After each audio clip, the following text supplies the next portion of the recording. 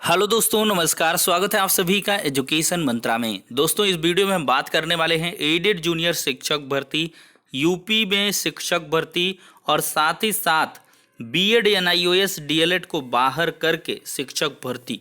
तो सारी अपडेट्स को एक साथ डिस्कस करें। इसके पहले जो हमारे छात्र सीटेट की प्रिपरेशन कर रहे हैं उनके लिए एक छोटी सी इन्फॉर्मेशन। अगर आप सीटेट की प्रिपरेशन कर रहे हैं तो ऐसे में ओलिव बोर्ड की तरफ से ये फ्री मॉक टेस्ट सीटेट के लिए काफ़ी महत्वपूर्ण है और इस मॉक टेस्ट को देने के बहुत सारे लाभ हैं। इसमें आपको अपनी मजबूतियों, कमजोरियों, किस विषय में ज़्यादा ध्यान देने की आवश्यकता है, एक लाइव इंटरेक्शन आपको मिलेगा, किस प्रकार से आप एग्ज़ाम हॉल में जाओगे, पार्टिसिपेट करोगे। क्योंकि इस बार जो सीटेट का एग्ज़ाम है वो आपको कंप्यूटर में देना है, सीबीटी मोड में है।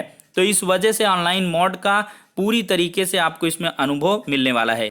तो देर किस बात की, लिंक डिस्क्रिप्शन बॉक्स में है, क्लिक करें, ईमेल आईडी और अपने से कोई पासवर्ड बना लें, लॉगिन करें और जैसे ही लॉगिन करेंगे तो सीटेट एंड टीचिंग एग्जाम में आपको बहुत सारे मॉक टेस्ट यहाँ आपको देखने के लिए मिलेंगे। जैसे क्लिक करेंगे तो यहाँ पर देख सकते हैं, जैसे हमने यहाँ पर लॉगिन किया, यहाँ से लैंग्वेज चूज कर लें और इसके बाद टेस्ट में क्लिक करें तो आपको इस प्रकार का लाइव विजुअल मिलने वाला है और ये आपको काफ़ी महत्वपूर्ण भी रहने वाला है। तो यहाँ पर दोस्तों अगर देखा जाए तो एडेड जूनियर शिक्षक भर्ती में एक सबसे बड़ा जो विवाद का बिंदु है वो है ओएमआर का।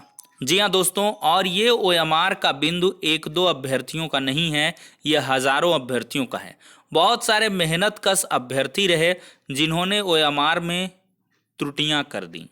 साफ साफ इंस्ट्रक्शंस थे, लेकिन यहाँ पर कुछ कक्ष निरीक्षकों की गलती के चलते यहाँ पर एक बड़ी मिस्टेक कर दी। अभ्यर्थियों ने स्वविवेक का इस्तेमाल नहीं किया, या कह लें दुविधा में दोऊ गए माया मिली न राम वाली कहानी हो गई और उन्होंने कन्फ्यूजन क्रिएट कर लिया और कक्ष निरीक्षकों ने कहीं कहीं बता दिया।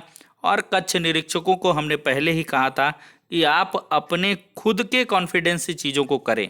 कक्ष निरीक्षक तो कौन रहते हैं पता नहीं, लगा देते हैं। वैसे भी प्राइवेट कॉलेजेस में एडेड वगैरह में गया था तो किसी को कम नॉलेज रहा होगा, उसने अपना लैंग्वेज करके कि भाई इसमें लैंग्वेज का है एक सेगमेंट और दूसरा आपका सोशल का, चूँकि दो लैंग्वेज में पेपर भी था, एक हिंदी में था एक इंग्लिश में था, तो अधिकतर ने करी थी ये गलती। और मैंने आपको ओएमआर भी दिखाई थी 25 से 30 ओएमआर कि साफ साफ उसमें Hindi social, Hindi social, Hindi social, और यहाँ पर फीमेल कैंडिडेट ने बहुत ज़्यादा गलतियाँ की हैं। तो अब ये सारे छात्र क्या हैं, 120 क्वेश्चन इनके सही हैं। सब्जेक्ट में किसी ने हिंदी में 120 कर लिया, अब उसका हिंदी में चेक होगा कि सोशल में चेक होगा।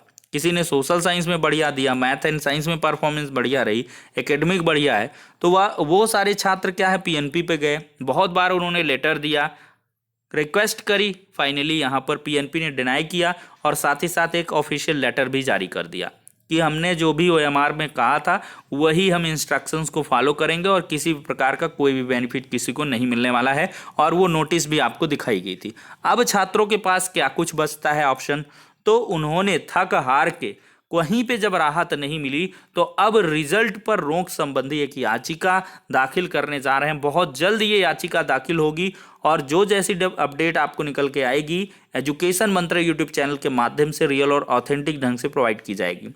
तो एक याचिका दोस्तों पढ़ने जा रही है जिसमें ओएमआर त्रुटि वाले छात्र इसको मोहरा बनाएंगे कि कहीं ना कहीं कक्ष निरीक्षकों की गलती के चलते, उनके गलत इंस्ट्रक्शंस के चलते हमसे ओएमआर में त्रुटियां हुई हैं और जिस वजह से हमारी कॉपियों को मूल्यांकन नहीं हो पाएगा। तो इस पर रिजल्ट पर वो रोक मांग रहे हैं और साथ ही साथ उन कर्मचारियों पर, कक्ष निरीक्षकों पर कार्रवाई की भी मांग कर रहे हैं, क्योंकि इन्विजिलेटर भी इसमें रिस्पॉन्सिबल है, ऐसा छात्रों का कहना है। इसके संबंध में एक याचिका पड़ेगी। तो दोस्तों अब याचिका होगी तो उसमें खुड़पेच होगा, उसमें भाई सुनवाई होगी, इंस्ट्रक्शंस होगा, मे भी कोई कुछ हो, लेकिन आई थिंक मेरे हिसाब से अब मैं कहूँगा कुछ तो कहेंगे छात्र कि भाई आप डिमोटिवेट कर रहे हो, आप ज्ञान बांट रहे हो। तो इसमें दोस्त जो है कुछ भी हो, पेचीदगी अवश्य बढ़ेगी, लेकिन आपको फाइनली राहत बहुत ही मुश्किल ढंग से मिल पाएगी, कोई मतलब नहीं निकल पाएगा। क्योंकि ओएमआर की त्रुटियाँ वो सिर्फ आपकी ज़्यादा रिस्पॉन्सिबिलिटी है, इन्विजिलेटर की भी रहती है, लेकिन आपकी भी उसमें जिम्मेवारी तय होती है। तो इस वजह से उतना मजबूत ग्राउंड तो नहीं है, लेकिन देखते हैं एक बार फिर से कोर्ट के झमेले में भर्ती जा रही है। अब देखते हैं जो कुछ भी होगा, फिलहाल आपको अपडेट प्रोवाइड की गई है। अब दोस्तों अगली अपडेट है शिक्षक भर्ती से जुड़ी हुई, और इसमें अभ्यर्थियों ने परेशान होकर एक लंबा धरना प्रदर्शन किया। उसके बाद से इन्होंने सीएम साहब को खून से पत्र लिखा है। आपको दिखाना चाहेंगे। सेवा में माननीय मुख्यमंत्री जी, उत्तर प्रदेश शासन लखनऊ 1,37,500 के समस्त रिक्त पदों को पूर्ण करने के संबंध में सविनय निवेदन है कि हम अभ्यर्थी आपसे कृपा के आकांक्षी हैं और 4 माह से अधिक समय से भूख प्यास सहते हुए एससीईआरटी परिषद में धरनारत हैं। हम अभ्यर्थी आपके ही बच्चे हैं, हमसे भूल हो गई हो तो क्षमा करें। 1,37,500 के समकक्ष जितने भी रिक्त पद हैं हम योग्य अभ्यर्थियों द्वारा पूर्ण करने की कृपा करें। आप एक संत और प्रदेश के मुखिया हैं, आपकी कृपा से हम योग्य अभ्यर्थियों का जीवन सार्थक हो जाएगा। 25 तारीख को ये लेटर लिखा गया है। समस्त पीड़ित 60% 65% उत्तीर्ण छात्र। और इसी लेटर को प्रियंका गांधी वाड्रा जी ने ट्वीट करते हुए अभी हाल ही में लिखा है, 4 घंटे पहले का है कि उत्तर प्रदेश की युवा हाड़तोड़ मेहनत कर नौकरियों के लिए तैयारी करते हैं। उनके माता पिता पसीना बहाकर उनकी पढ़ाई व तैयारी का खर्चा उठाते हैं। बड़े ही शर्म की बात है कि भाजपा सरकार उन्हें इस कदर प्रताड़ित कर रही है कि नौकरी मांगने के लिए वे खून से खत लिखने को मजबूर हैं। तो इन्होंने अपनी राजनीति भी चमका दी हैशटैग लगा के।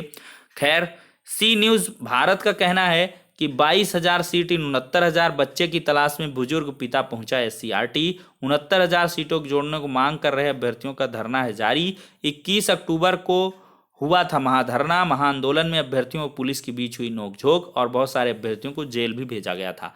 और यहाँ पर ये आप देख सकते हैं, यहाँ पर दैनिक जागरण की तरफ से मुख्यमंत्री को अभ्यर्थियों ने खून से लिखा पत्र। तो ये भी चीज़ है, अभ्यर्थियों ने राष्ट्रपति और राज्यपाल को लिखकर इच्छा मृत्यु की मांग भी की है। 39 अभ्यर्थियों ने राष्ट्रपति को और 45 अभ्यर्थियों ने राज्यपाल को पत्र लिखकर इच्छा मृत्यु मांगी है। पत्र में भर्ती में न्याय देने और अन्यथा इच्छा मृत्यु देने की गुहार लगाई गई है।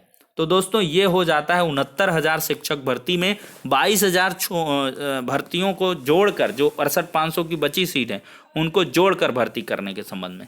अब दोस्तों यहाँ पर एनआईओएस के सभी डीएलएड किए हुए छात्रों को मौका दिया गया है, वो यूपी टेट में आवेदन कर सकते हैं और आज देर रात तक का मौका है। तो भाई जी तोड़ के आप लोग आवेदन करो, लेकिन आपका विरोध भी स्टार्ट हो गया है। यूपी टीटी में एनआईओएस डीएलएड को शामिल करने का विरोध कर रहे हैं अभ्यर्थी, और सचिव परीक्षा नियोग प्राधिकारी को नई भर्ती का प्रस्ताव भेजने का अनुरोध किया है। और साथ ही साथ 2 वर्षीय पूर्णकालिक डीएलएड करने वाले अभ्यर्थियों का कहना है कि यह प्रशिक्षण पीएनपी की ओर से कराया जाता है। पूर्णकालिक प्रशिक्षण हमने लिया है, एनआईओएस वाला दूरस्थ विधि का है, और ऐसे में इन्होंने एनआईओएस डीएलएड बीएड को बीएड को भी इन्होंने साथ ही साथ यूपी टेट या स्टेट में नहीं शामिल किए जाने और नई भर्ती के संबंध में इन्होंने पत्र लिखा है। और हाईकोर्ट के अनुसार याचिका का श्रीमान जी निवेदन है कि हमारे अधिकारों की रक्षा करें, एनआईओएस बीएड को यूपी टेट या स्टेट में शामिल नहीं किया जाए। यह लाखों पूर्णकालिक प्रशिक्षण प्राप्त किए हुए प्रशिक्षकों के भविष्य का न्यायसंगत सवाल है। तो इन्होंने पीएनपी में ये लेटर लिख के दिया है और यहाँ पर देख सकते हैं रिसीव भी हुआ है लेटर, और श्रीमान जी से निवेदन भी किया गया है कि एक नई बड़ी शिक्षक भर्ती का विज्ञापन जल्द से जल्द जारी किया जाए।